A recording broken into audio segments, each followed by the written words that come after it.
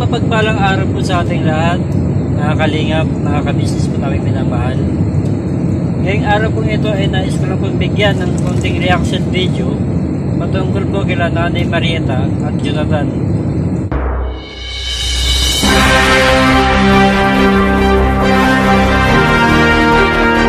So mga kalingap, paki-support po, paki-subscribe po ang channel ni Kalingap Turak. Maraming salamat po sa inyong lahat. So ayan po mga kabayan, huwag po natin kalimutan Kalingap Turak. Please bisitahan at supportan po natin yung kanyang channel. Isa sa charity vlogger na tumutulong din sa mga kabayan natin. Si Nanay Marieta po at saka si Jonathan ay natagpuan po sila ni The Business Official at ng kanyang team sa isang tahanan na hindi ko po masasabi kung tahanan po talaga yun. Kasi gawa po ng parang tambakan po ng basura at saka marami pong daga, mga kalingap, mga kabisnes. Yun po mga kalingap, mga kabisnes, ano po, si Nanay Marieta nung nakita po nila yun nga po, paralisado. At ang ginawa po ni Business Official at ang kanyang team ay agarang action po ang kanila pong ginawa noon. Yung iba naghanap po ng maupahan na kung saan doon po sila mailagak. At saka nung may nakita na po silang bahay po noon at agaran po nilang nilikas po yung mag-ina. Doon po pinaliguan po si Nanay Marieta at pagkatapos po noon dinala po nila sa pagamutan.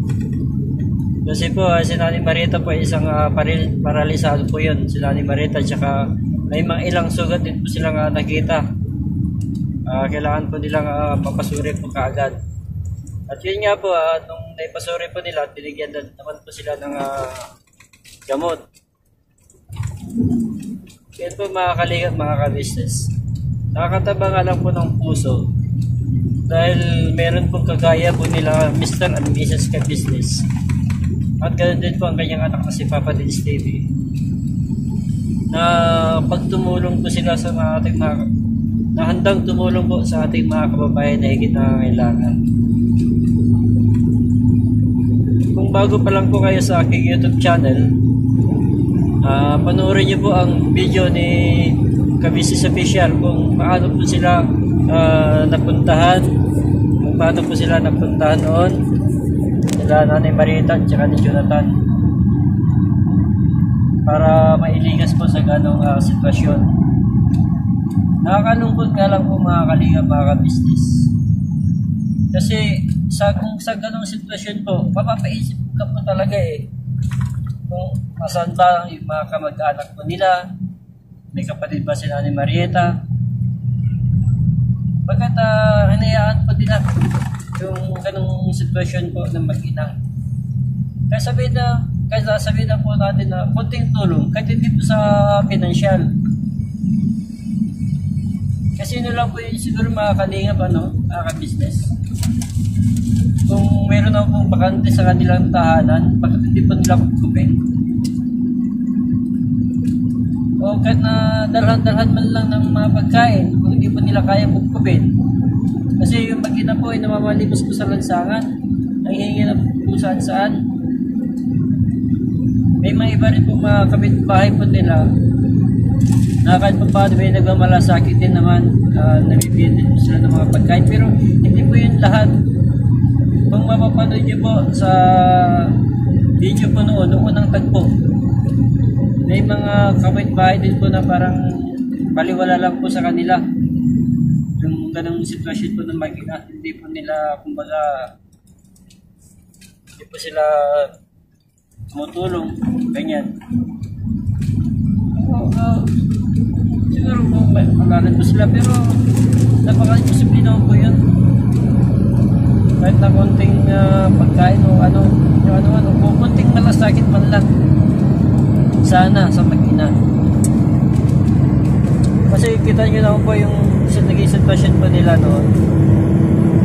Buti na lamang po kahit paano meron pong naglapit po noon nila ka-business para si Nanay Marieta at saka si Jonathan po na ay makatulungan. Yun po, napakalaki na po yung pinagbago po ngayon ni Jonathan. Yun nga po, sinasariwa po nila. Yung pong nakaraan ni Jonathan at siya nila ni Marieta, pinapanood ko na yung kabisa sa kanila. Kung yung naging sitwasyon po nila noong unang tagpo nilang pagkikita. Hindi nga po maiwasan ito po talagang mapaluha. Mapaiyak si Jonathan at si Nani Marieta. Doon din po si kabisa sa facial. Habang pinapanood ko din po yun mga kalingap, parang kinukurot ko yung aking puso sa ganong sitwasyon. Grabe po naging kalagayan po nila. Ito po mga kalingap, mga kabisnes, panoorin po natin yung ilang tagpo sa unang pagkikita po nila. Kita nila kabisnes official at saka sila Nani Marieta at saka si Jonathan.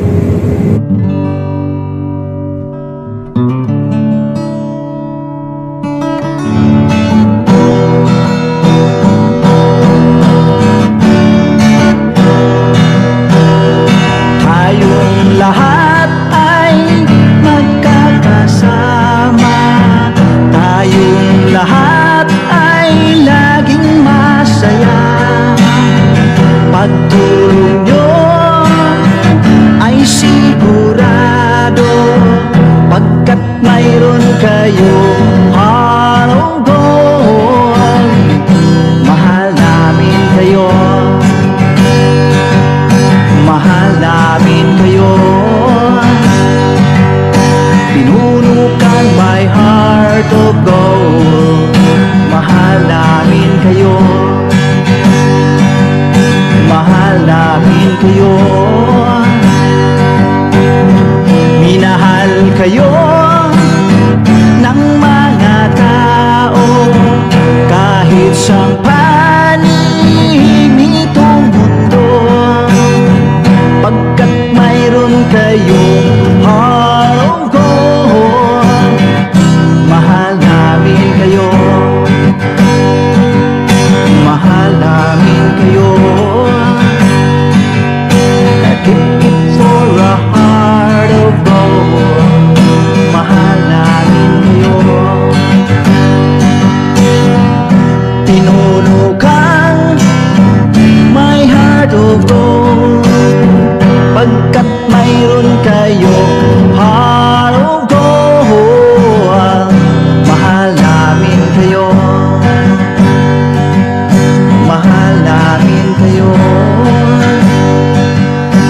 Keep it for a heart of gold. Mahal namin kayo. Pinuno kang my heart of gold. Mahal namin kayo. Ang dami mong natutulungan, hindi ka nag-aalinlangan. Pamilya at pangkabuhayan, tunay ka. Ito mga kalingap, mga kabisnes, talaga naman po nakakadurog talaga ng puso. Pero ngayon, makikita po natin si Jonathan at si Nani Marieta. Napakalaki na po ng pinagbago nila. Saka si Jonathan, ibang-iba na po ngayon. Doon, ano lang po siya, bahala na kung may pagkain, bahala na kung ano man ang meron dyan. Pero ngayon, napakalaki na po ng kanyang improvement. Ngayon, si Jonathan, balang araw, makikita na po natin si Jonathan na tumutulong na rin po sa ating mga kababayan na higit na nangangailangan. Nagpupursige po siya matuto kung paano mag-vlog, kung paano humawak ng camera. Grabe. At sumali na rin po siya sa challenge po kabisnes official na solo vlogging. Suportahan po natin mga kalingap, mga kabisnes, sila kabisnes official Papadins TV, dahil napakapusilang po ang kanilang kalooban, lalo sa pagtulong sa ating mga kababayan na higit na nangangailangan. Grabe po mga kalingap, mga kabisnes. yung naging improvement po ni Jonathan sa ngayon. Ibang Jonathan na po ngayon ang mapapanood natin. Ibang Jonathan po yung makikita nyo po nung una, at ibang Jonathan po yung makikita nyo ngayon at sa susunod pang mga araw. Sa bago pa lang po sa aking YouTube channel, pa-support ko Kalingap Turak. At pakipindot na rin po yung bell button notification para ma-notify po kayo sa bawat video upload ko. Mga Kalingap, mga business, supportan po natin sila Balsantos Matubang, Ate na Vlog, Kalingap Rap, mga Kalingap Partners. Doon din po si Kabusiness Official, Kabusiness Family, Papa Dins TV, Gloria Aquino Talita. At sa lahat po ng mga charity vlogger po sa buong Pilipinas, supportan po natin sila. Kahit na magkakaiba man po kami ng grupong kinakaaniban, isa lang naman po aming adhikain ang makatulong po sa ating mga kababayan na higit na kailangan. Hanggang dito na po mga Kalingap, mga business, kita-kita po ulit tayo sa susunod ko pang video upload.